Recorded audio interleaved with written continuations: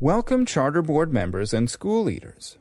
The topic of this mini-course is following the Minnesota Open Meeting Law.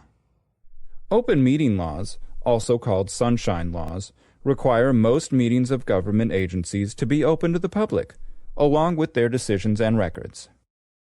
Open meeting law violations can erode public trust and call into question decisions made at board meetings. Would you like to review the Minnesota Open Meeting Law and learn ideas to help your board follow the law? Would you like resources shared by another charter school? This mini-course may help you. In this mini-course, you will review the law, learn ideas, get resources, test your knowledge, and receive a certificate of completion. When reviewing the law, ideas, and resources, think about whether your board understands and is meeting each requirement. Let's start by reviewing the law. Fundamentally, Minnesota Statutes Section 124E.03, Subdivision 5A, requires charter boards to comply with Minnesota Statutes Chapter 13D, also known as the Minnesota Open Meeting Law. Intentionally violating the Minnesota Open Meeting Law can result in a civil penalty up to $300 for a single occurrence, and removal from the board for 3 or more violations. Minnesota Statutes Section 13D.01, Subdivisions 1B and C, generally state that charter board and committee meetings must be open to the public when permitted or required to transact public business. Therefore, the public must be informed of the time and location of board and committee meetings. Minnesota Statutes Section 13D.04, Subdivision 1, states that a schedule of regular meetings of the Charter Board must be kept on file at its primary offices. If a board decides to hold a regular meeting at a different time or place, it must give the same notice as required for a special meeting.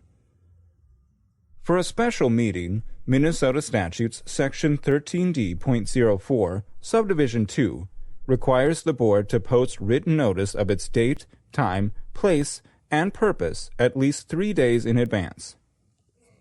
The notice shall also be mailed or otherwise delivered at least 3 days in advance to each person who has filed a written request for notice. For an emergency meeting, Minnesota Statutes Section 13D.04, Subdivision 3, states the board must make good faith efforts to provide notice of the meeting and it's subject to news media. This notice must be given by telephone or by any other method used to notify the board members. An emergency meeting is a special meeting called because of circumstances that, in the judgment of the public body, require immediate consideration. To summarize, what are the ways that the board must provide notification of the time and place of board meetings? The board must keep a schedule of regular meetings at its primary office, and if there is a change in the date, time, or location, written notice must be posted at least 3 days in advance. If the board must hold a special meeting, the notice must be posted at least 3 days in advance and include the date, time, place, and purpose of the meeting. If the board must hold an emergency meeting, the board must make good faith efforts to notify the news media. In addition to notifying the public of meetings, there are many statutes that require the board to make documentation of the meetings available to the public. Minnesota Statutes Section 13D.01, Subdivision 4, states that the votes of board members on an action taken in a meeting must be recorded in a journal or minutes.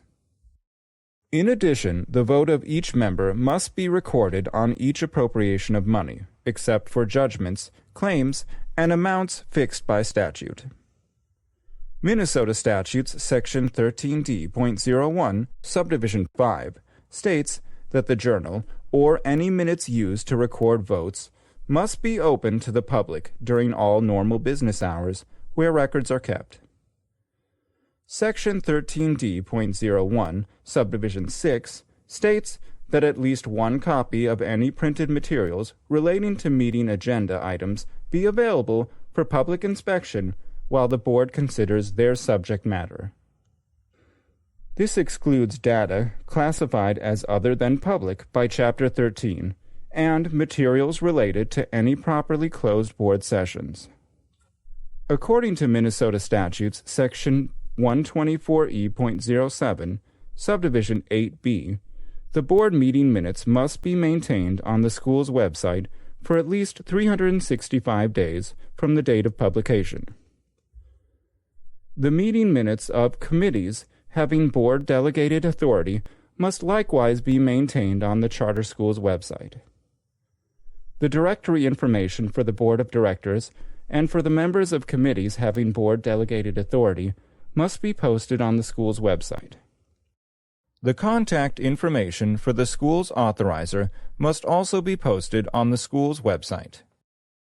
To summarize, what documentation of board meetings is the board required to make available to the public?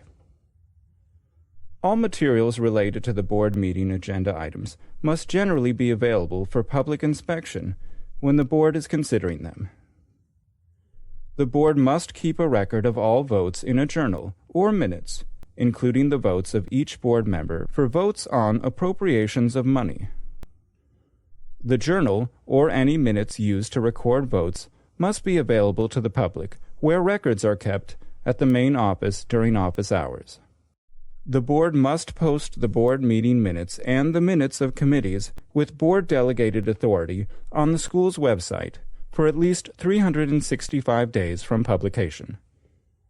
Next, let's look at some ideas that charter boards have shared to help follow the Minnesota Open Meeting Law. Review the Minnesota Open Meeting Law and the school's bylaws at the beginning of each year.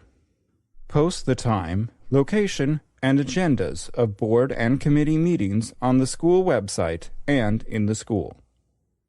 Schedule board and committee meetings to occur at a regular location and time each month.